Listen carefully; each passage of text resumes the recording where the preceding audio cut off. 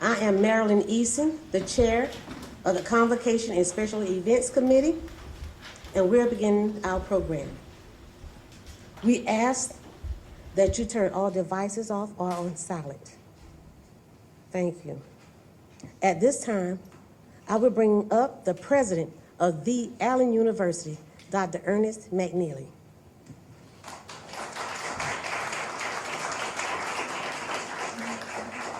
Good morning. Thank you for getting up and coming out to join us.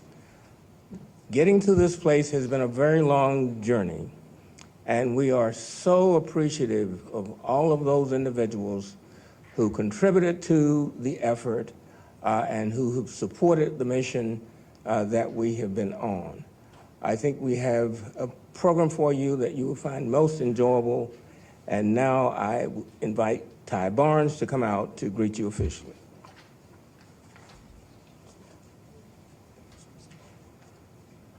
Good morning. Good morning. We gather today with hearts full of memory, reverence, and still even now, hope. Today we honor their memory not only with silence, but with commitment and to building communities rooted in the love that defined them. University also has a commitment to building programs that foster inclusivity, justice, and social responsibility. This occasion is not only about looking back, but looking within and looking forward. Let this 10-year remembrance be a call to act with more courage, more unity, and more resolve now more than ever before. The Emanuel Nine are not forgotten. Their names still echo, their faith still leads, and their legacy still lives. Thank you.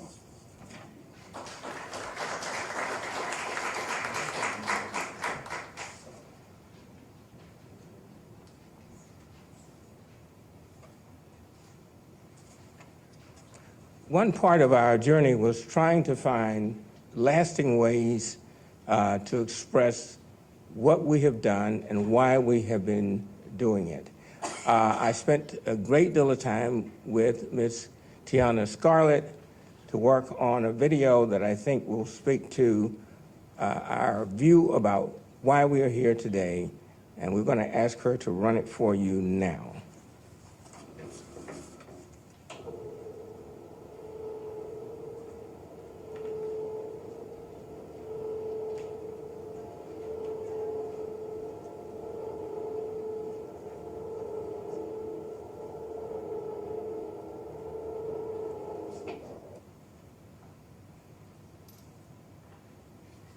We don't see our church as a museum, but as still a place of change and still a place where we can hopefully change and work on the hearts and minds and spirits of all people.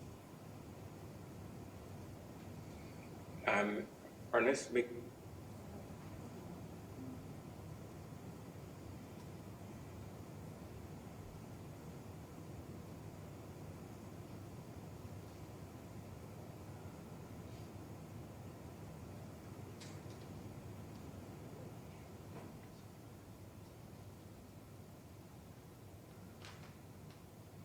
We don't like to see our church as a museum, but as still a place of change and a place where we can hopefully change and work on the hearts and minds and spirits of all people.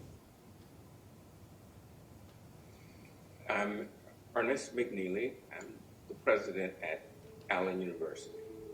For much of my life, I have been interested in what being a Christian would require a person to do.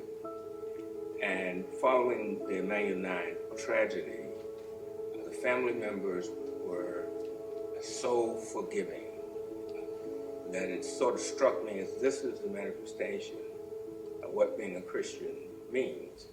This act of terrorism, racism, bigotry was the act of one individual who wanted to create a race riot. What they found out is that our faith was greater than fear, and that love will always overtake hate. We pulled together to make sure that how we responded to evil was not with evil. It was my view that something more permanent needed to be in place. And so as we started to plan the Waverly project, it seemed to me that this was an excellent opportunity to do so. So not only did we put their names on the exterior of the building, inside the building, of course, there is a bust of each of the members of the Emanuel Nine. These individuals will not be forgotten, but the larger institute, if you will, reflects the kind of spirituality and sense of forgiveness that the families demonstrated.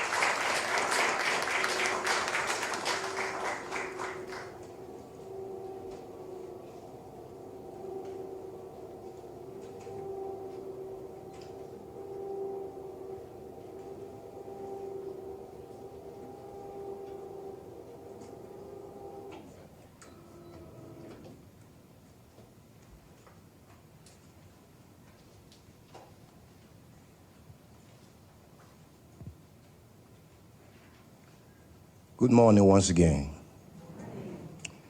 Recognizing the presence of our bishop and members of the Board of Trustees.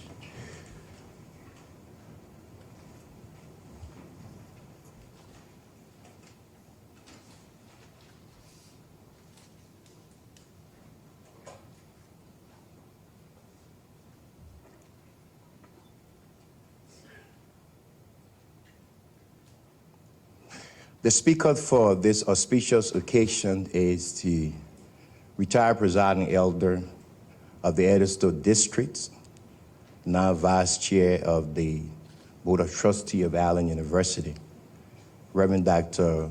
Novell Goff Sr.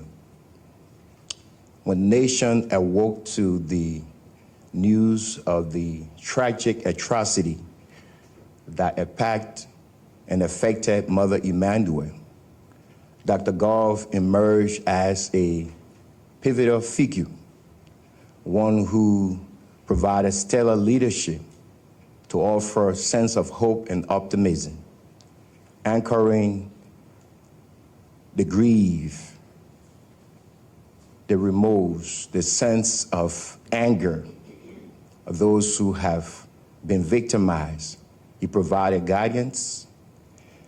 He provided pastoral support to the family, anchoring their hope in a sense of knowing that the promises of Christ remains to be true.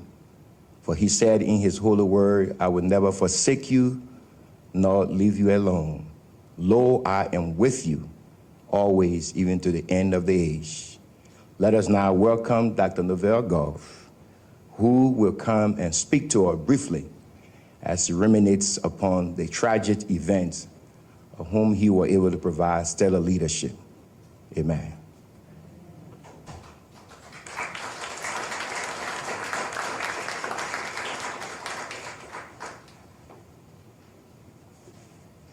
Good morning.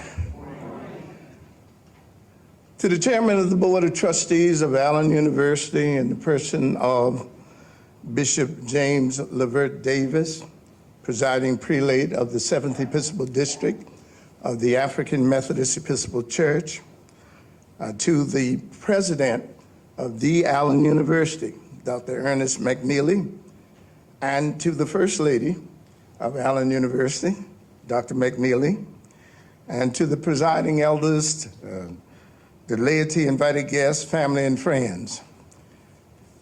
Today we gather here for the unveiling of the bust of the Emanuel Nine. Next week, next couple of weeks, on June 17th, we will acknowledge it has been 10 years since the tragedy took place in Charleston, South Carolina, at Mother Emanuel African Methodist Episcopal Church. The world turned its attention to the tragedy, along with those of us in Charleston, in South Carolina, to see how the families of the 9 who were massacred in the basement of Mother Emanuel while undergoing a Bible study. A white supremacist, racist, bigot took that opportunity to hate persons because of the color of one's skin. The freshness of death is always around to remind us of the tragedy. And for those of us who were intimately involved, I don't believe that there's a day that goes by that we do not think about those who lost their lives, the family members, the members of Mother Emanuel, this nation and the world, who realized that evil was trying to ignite a race riot and hoping that it would spread throughout the state of South Carolina and these United States of America. In the face of all of the evil, the family members, along with members of Mother Emanuel and those who were there in the city of Charleston, responded with a clarion call that we are stronger together. In spite of all that was trying to take place, those who were in the forefront demonstrated what it really means to be a Christian and children of God. Even though forgiveness was expressed, we are reminded that just because forgiveness has been expressed, it does not mean the absence of justice. We understand that in due process that vengeance is not ours, but it is the Lord's. And the significance of this unveiling today will not only go beyond the walls of Allen University, but throughout this community and throughout the state of South Carolina and the world. It was demonstrate the impact of a community that binds itself together to speak with one voice against racism, bigotry, white supremacy, and hate. Because hate is not of God. Hate only destroys.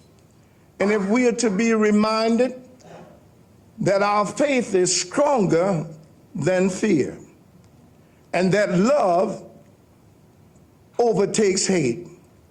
So when we come together as a beloved community, we are determined to ignite the flames of hope for a better today and tomorrow, and to leave a legacy that will light a pathway to a better world in which we leave generations yet unborn. So as I come today to participate with you, it is with gratitude we acknowledge the hard work of those who contributed to the creation of this dedication of this work. Having attended all 9 funerals,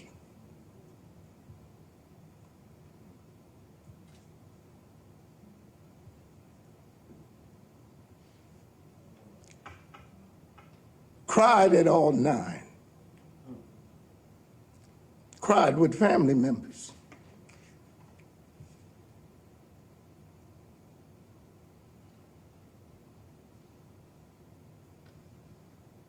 But that's not the end of the story. God allows us to show a pathway for a better today and tomorrow. And as we participate in this unveiling, we can say without a doubt, as long as we can call the names of the members of the Emanuel Nine and join hands and link arms together with the family members, we can declare that they shall never be forgotten. Because it is true, if they're in our hearts when we call the name of Reverend Clemente Pinckney, Reverend Dr. DePayne Middleton Doctor, Cynthia Graham, Susie Jackson, Ethel Lance, Tawanza Sanders, Reverend Daniel L. Simmons Sr., Reverend Sharonda Coleman Singleton, Myra Singleton Thompson. They shall never be forgotten. The history of the Americas, and particularly the state of South Carolina and Charleston, and because of the demonstrated courage that was shown by not only family members and this community, it was the impetus for the Confederate flag to come down. Somebody say amen. Amen. It helped us to forge a better ecumenical community to begin to work together for a common good. And as we live here today, what's going on in the world and in America, we cannot support hate. Hate crimes are those who have a tendency to bring about negativity on our communities. But we must stand firm with one voice, declaring that we are stronger together and that our faith is stronger than fear. Love is stronger than hate. And as we unveil the bust of the Emanuel Nine, let us uphold the values it represents, which include the power of forgiveness. May it serve as a reminder of all our shared commonality and human worth. After all, we are created in God's image, not some of us, but all of us. Not just black, not just white and brown, but all of us. Whatever shades of the rainbow you may be, God created it all. So let us commit ourselves making this world a better place for all God's children to live. Let us join in as we teach the mind to think, the hands to work, and the heart to love. After all, it was God's amazing grace. How sweet the song that saved a wretch like me. I once was lost, but now I'm found. I was blind. Now I can see. Let us walk together, children. Let us not get weary, because there are better days coming as long as we stay together. And the people of God shall say, amen.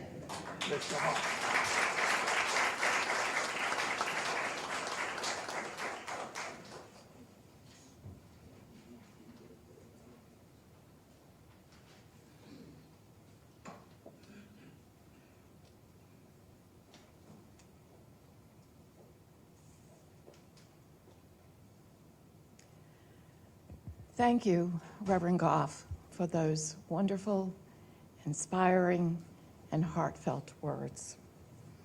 At this time, we pause to honor and recognize those among us whose presence today carries profound meaning and significance. First and foremost, we recognize the families of the Emanuel Nine, those whose loss cannot be measured, but whose strength has inspired a nation. We carry forward the light of the nine we honor today. Please know this. You do not walk alone. We walk with you in love, in memory, and in unwavering solidarity. We also honor the chairman of our Board of Trustees, Bishop Davis, members of the Board of Trustees, clergy that are here today. We welcome several esteemed dignitaries and public servants who have joined us today in remembrance and resolve.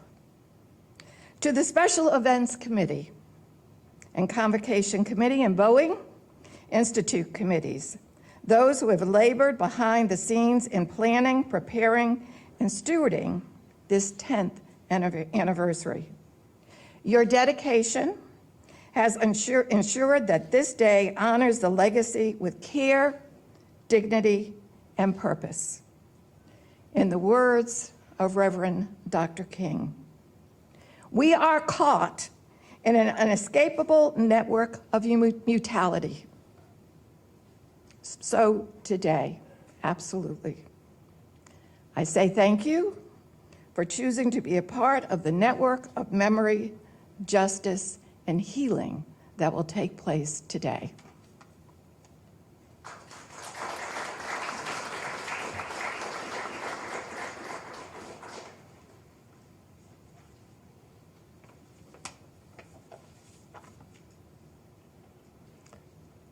As you're aware, presidents always acknowledge not only the chair of the board, but there are other board members who are present.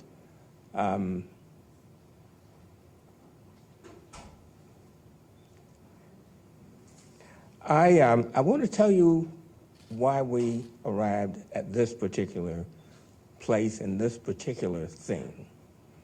The Italian sculptor, painter, artist, genius, Michelangelo talked about the fact that there was life inside of the material that he worked with.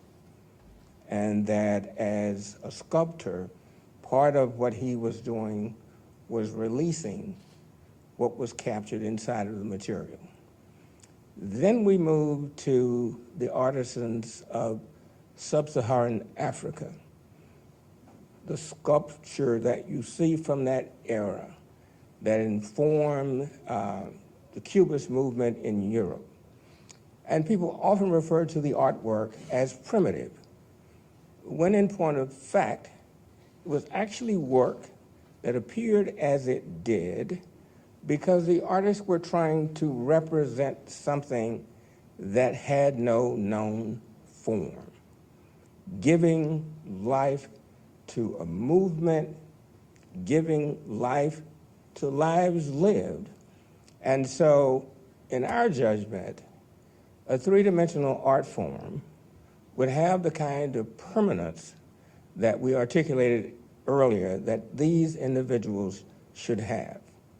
When you walk through Statuary Hall at the U.S. Capitol, you have individuals who are from all the states who are looking down or up or out at you. And in a sense, you imagine that they have a life, that they have a story to tell, that there is some essence of something beyond the material. And so rather than paintings and other flat images, we thought to do justice not only to the lives lived, the families that mourned, and the community that galvanized around something greater than hate, that we needed to do something permanent. And so that is what brought us to the place of these busts.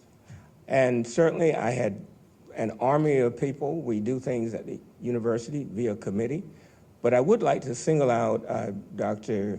Flavia Eldermeyer, who was my go-between with the studio. If she's here, she can wave her hand and be recognized. There she.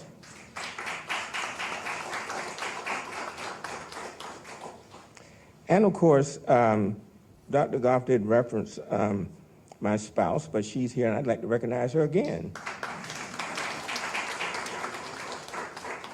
You'll have an opportunity not only to see the bust, but to journey through the building, a building that was once boarded up with frequent citations from the city that that did more than rise from the ashes.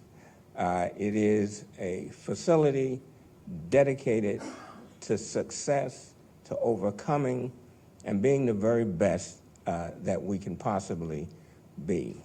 And so with that, I will ask Ms. Eason to return, and certainly as she's coming, I'd like to thank Dr. Goff, as always, for being a stand-up for Allen University, and Ms. Eason will provide logistics.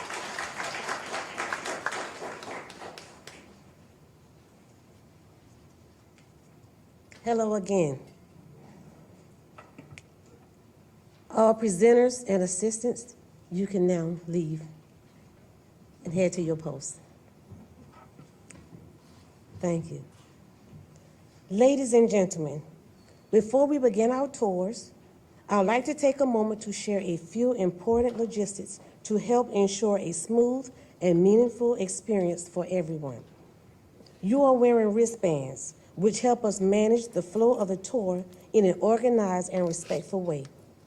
Each group will be guided by a designated host, and we thank you in advance for your patience and cooperation. This will be an experience you will never forget, an opportunity to reflect, to learn, and to honor the lives and legacies of the Emanuel Nine. During your tour, you will witness the powerful unveiling of the Emanuel Nine bust, explore the Waverly Museum, view the photographic tribute in the entrance hallway, learn from the educational exhibits on the first floor, and visit the historical Waverly Nursery on the second level where Black children were born. For individuals who may need assistance and is not able to walk the stairs, an assistant will be at the elevators to assist you. For those who prefer not to participate in the tour, you are welcome to remain here in the auditorium and continue reflecting in the sacred place.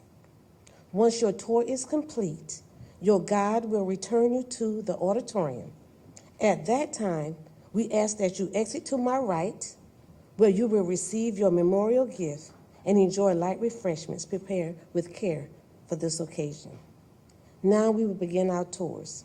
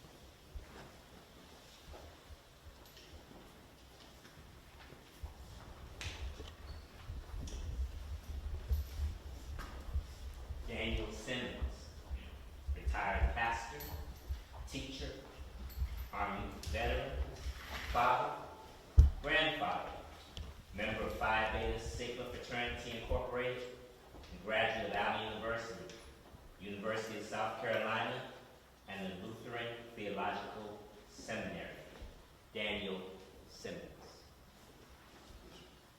Sharonda Coleman Singleton, ordained minister, mother, speech and language pathologist, track coach, a member of Alpha Kappa Alpha Sorority Incorporated, and a graduate of South Carolina State University and Montclair State University, Sharonda Coleman Singleton. Cynthia Graham Hurd, community activist, librarian, branch manager, a member of Alpha Kappa Alpha Sorority Incorporated, and a graduate of Clark Atlanta University and the University of South Carolina, Cynthia Graham Hurd. Ethel Lance, retired city worker, dedicated custodian and sexton, mother, grandmother, great-grandmother, and lover of gospel music, Ethel Lance. Senator Clemente Pinckney, senior pastor of Mother Emanuel AME Church, South Carolina State Senator, civil rights activist, husband, father, a member of Alpha Phi Alpha Fraternity Incorporated, a graduate of Allen University, University of South Carolina, Lutheran Theological Southern Seminary, and a student at Wesley Theological Seminary, Senator Clemente Pinckney. DePayne Middleton Doctor, minister, community leader, educator, wife, mother, and graduate of Columbia College and Southern Wesleyan University, DePayne Middleton Doctor. Susie Jackson, longtime church member, mother, grandmother, trustee, usher, choir member, member of the Women's Missionary Society, and a graduate of Burke High School. Susie Jackson. Myra Thompson, licensed minister, teacher, counselor, wife, mother, grandmother, a member of Delta Sigma Theta Sorority Incorporated, a graduate of Benedict College, and Citadel Military College of Charleston. Myra Thompson. Tawanza Sanders, barber, poet, artist, musician, businessman, warm and gentle-spirited, and a graduate of Allen University. We present to you the bust of the Emanuel Nine.